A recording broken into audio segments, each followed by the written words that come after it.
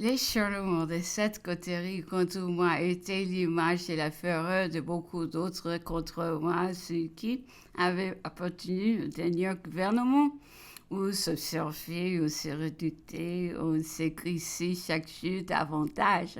La valeur des princes nouvelles m'ont appelé à régner était d'être forcé de se méfier de la nation et cette méfiance a miné des mesures qui ne faisions que l'augmenter encore. Beaucoup de chouins arriveront à Paris, se former un régiment entièrement composé des émigrés et soutenu par les princes eux-mêmes. Quelques militaires français pressés du besoin d'une place ayant présenté pu entrer. On les avait renvoyés comme indignes parce qu'ils n'avaient servi ni avec les Anglais, ni dans la Vendée, ni avec le prince de Condé. Instruits de ces faits, nos militaires ne sortiront plus comme eux. Des craintes certainement absurdes allant jusqu'à faire supposer les projets d'une Saint-Barthélemy. On se mettait déjà sur les défenses comme si des pareilles atrocités pouvaient jamais se renouveler. De l'autre côté, on n'était pas plus rassurés. Les émigrés rentraient encore tout frappés de la Révolution, voyant sans cesse le peuple et l'armée prête à se soulever contre eux. Je peux juger par une invitation que je me crus obligé de faire à monsieur le marquis de Rivière et des comtes du comte d'Artois, le seul qui n'a pas été ingrat envers ma mère et qui était venu encore me témoigner sa reconnaissance. J'envoyais mon valet de chambre le prier à dîner. Au moment où il arrivait chez le marquis, de soldats ivres, se querellaient dans la rue. Il frappe à la porte. Qu'on lui a dit que entend des cris d'effroi qui partaient en l'intérieur de l'appartement. Une voix d'homme criait Donne-moi mon épée. Une femme répondait Non, mon ami, tu ne sortiras pas. Je t'en prie en grâce. Ne t'expose pas. Les ont tout frappé.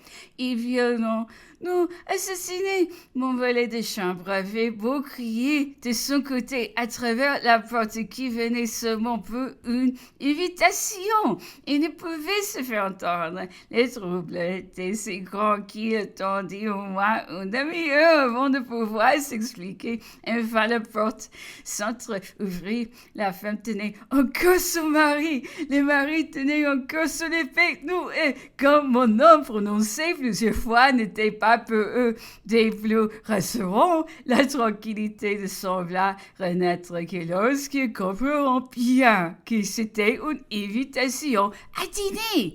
Je que j'étais plus tourmenté que de coutume pour mon procès, M. Fleury, déjà un jeune auditeur que je connaissais à peine, vint me voir, recommandé par une dame de mes amis, et me dit que la France était dans un tel état d'abaissement qu'on ne pouvait rester avec un homme qui se décidait à aller à l'île d'Elbe et à s'attacher au service de l'empereur Napoléon. J'ai combattu cette résolution qui me semblait un coup de tête puisque, n'étant pas connu personnellement de l'empereur, il courait des risques de n'en être pas écrié.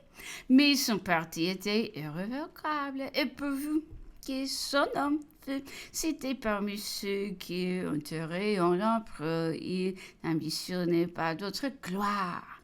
Il prit mes conditions verbales sans vouloir se charger des lettres. Je le priai donc de porter à l'empereur l'expression d'un attachement que le malheur n'avait fait accroître.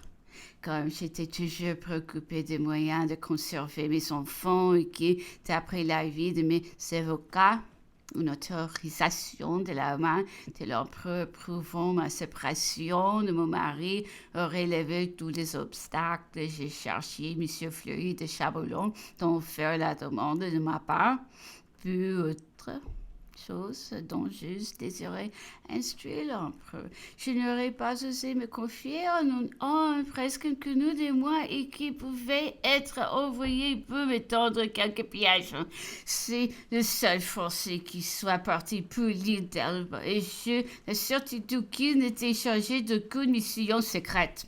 Cependant, le traité du 11 avril signé par le roi ne recevait aucune exécution. Je savais que l'empereur Napoléon était parti de Fontainebleau à Lyon avec Louis à peine de quoi soutenir sa garde. Pendant quelques mois, dans le peu de moments que je vais passer à Rambouillet, je vais vu l'impératrice lui envoyer, je crois, 700 000 francs. Le reste de son trésor à Lyon était pris et ramené à Paris. Il n'avait jamais pensé à séparer son sort de celui de la France. Et il ne possédait absolument rien, peu sa sûreté, peu sa vie même. Il était à l'île d'Elbe bien nécessaire qu'il conservât sa garde.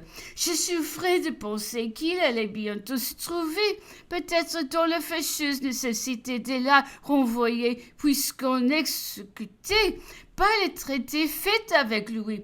Je me croyais en quelque sorte appelé par ma position en France à réclamer pour ce qui le concernait, mais à qui m'adresser, qui avait le pouvoir de lui faire rendre la justice qu'on lui devait. M. Pozzo ne venait plus chez moi.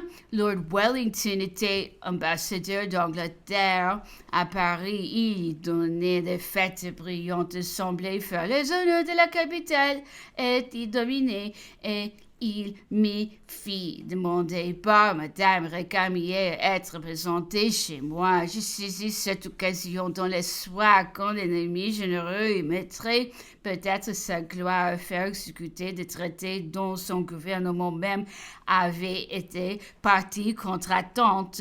Je l'ai reçu et une autre juge l'engagé à dîner à travers des heures peu distinguées au premier d'abord. Il était facile de démêler en lui une fierté anglaise soutenue de l'assurance de son propre mérite. Il avait cette pénétration de regard qui tient plus à l'habitude de l'observation que je dis, ce qui semblait lui donner le coup d'œil des diplomates plutôt que celui de l'homme de guerre. Il me parlait avec le ton d'une froide admiration des grands talents militaires de l'empereur et avec un mouvement d'orgueil national de l'obstination d'Angleterre et ne jamais les reconnaître. Il blâma le gouvernement français de n'avoir pas rempli les engagements du traité fait avec lui et m'assura qu'il allait en faire valoir de nouveau l'obligation sacrée. J'étais une soir, selon ma coutume, occupée à faire de la musique, lorsqu'on me prévint que le greffier de ma mari était là et venait pour m'avertir que le lendemain matin, le gouvernement devait venir saisir chez moi et mettre les scellés sur tout ce que je possédais. Je ne pouvais comprendre le but d'une mesure aussi inconcevable. Il me pria de croire à son dévouement, me dit que je vais être utile à quelqu'un de sa famille qui voulait se reconnaître en me faisant part assez à temps de l'ordre arrivé à la mairie pour que je puisse mettre en sûreté mes objets les plus précieux. Il ajouta que je pouvais m'assurer de ce qu'il avançait en envoyant chez le cardinal Fesch, où, depuis 2 heures, on était occupé à mettre les scellés. En effet, j'en acquis bientôt la certitude et je me pressais de confier immédiatement aux personnes qui se trouvaient chez moi.